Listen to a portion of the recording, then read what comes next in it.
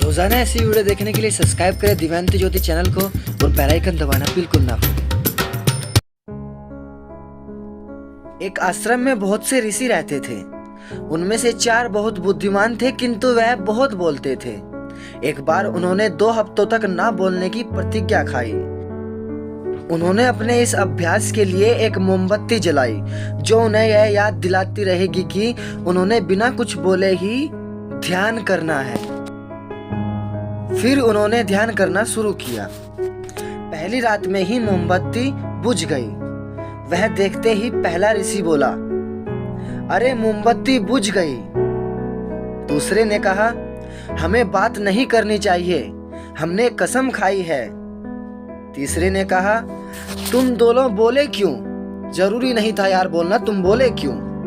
चौथा ऋषि बोला, अरे तुम तीनों ही बोले, मैं ही नहीं बोला बस।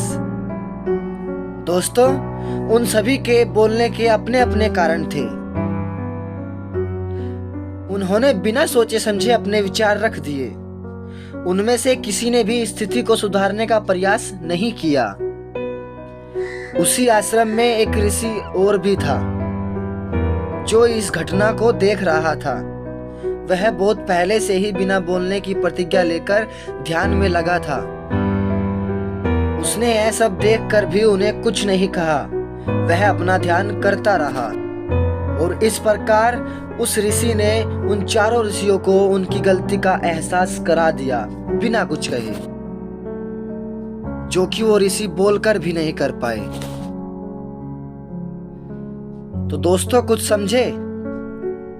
बिना सोचे समझे हमें जरूरत से ज्यादा बोलने पर हमें खुद ही नुकसान होता है। लोगों के सामने हमें खुद ही शर्मिंदा होना पड़ता है। एक समझदार व्यक्ति बिना मांगे कभी भी किसी को सलाह नहीं देता, क्योंकि वह जानता है कि बिना मांगी गई सलाह का कोई मतलब नहीं होता।